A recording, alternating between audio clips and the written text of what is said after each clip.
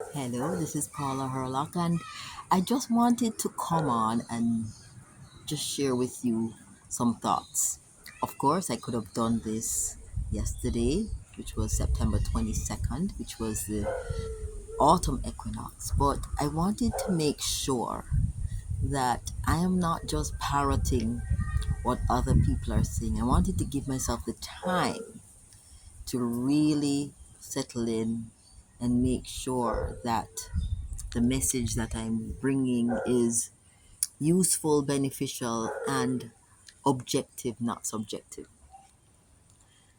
It's important, again, to ensure that you are not being imprinted upon by the collective consciousness or the morphogenetic field that is influenced by what's going on in the world via social media.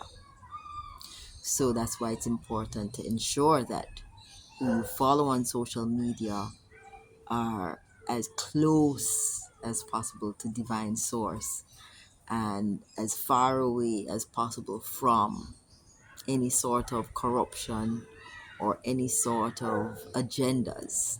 Yeah. So the first thing I wanted to bring to everyone's attention is the deplatforming of Africa Stream on IG, on YouTube, on all platforms.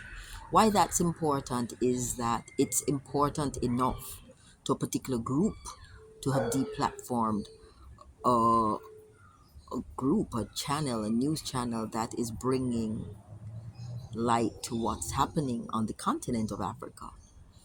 And it must be very important for this information to be hidden.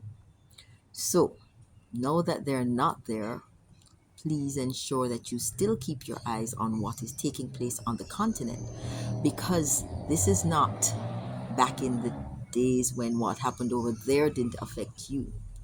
Now, whatever happens anywhere in the world will trickle down or spill over into our world.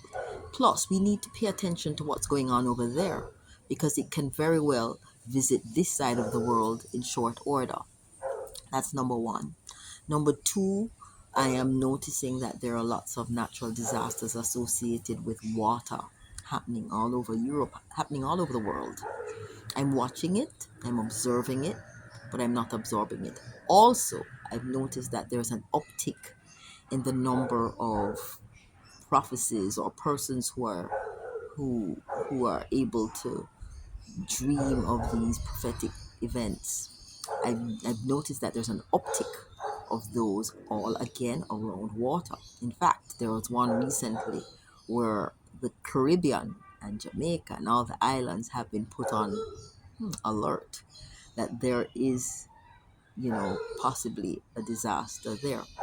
Here's what I would say to that. I would say that as long as everyone is really doing their work, anchoring in the light, bringing in the light, and realizing that when they do that, they create a bubble or a buffer of protection around themselves and their families. Then, if lots of people are doing it, then there's going to be large areas of land and peoples that will be protected. So sometimes when you see lots of people getting together and meditating, don't scoff. Those are the ones that are setting up the nets or the grids of protection around large areas of land. So rather than just scoff, jump in and see how you can add your energy to that as well. So again, observe but do not absorb. In Jamaica, we would say we take sleep and mark death. We look at what's happening in other parts of the world and we look at the possibility of that same thing happening where we are, and we look at how we can mitigate against it. And mitigation sometimes involves doubling up on your spiritual work, your prayer time, your meditation time. When that deplatforming took place, it suddenly struck me that we really have to come up with a mechanism of how we remain in contact or we still do the things that we would do if we had uh, if we had the internet, for example, when we do our, weekly meditations or monthly meditations, what if the internet goes down and we can't do those again? What if I can't reach out? What if I can't talk to you?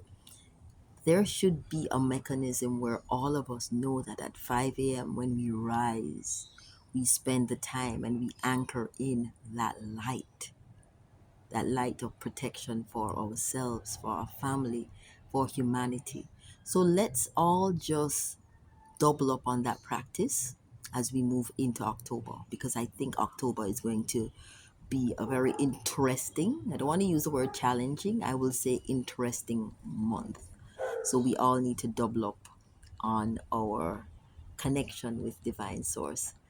And the last thing I want to reference is the deluges, the floods that everybody's talking about, thinking about.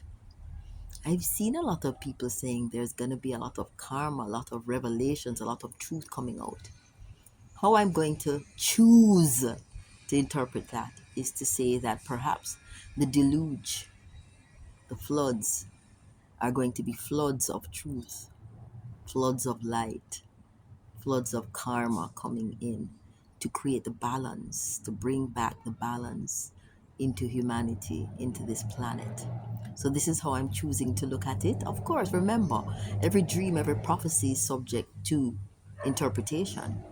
So that's how I'm choosing to interpret those prophecies of floods and of deluge. And perhaps if a number of us focus on seeing that deluge as a deluge of truth or a deluge of light or a deluge of karma, righting of the wrongs, then perhaps we'll create a new timeline that is replete with that kind of thing. So never underestimate the power of the collective consciousness to alter a potential timeline to the ones that we want to see and the ones that we want to be a part of. All right. So that's my little 2 cents for this period.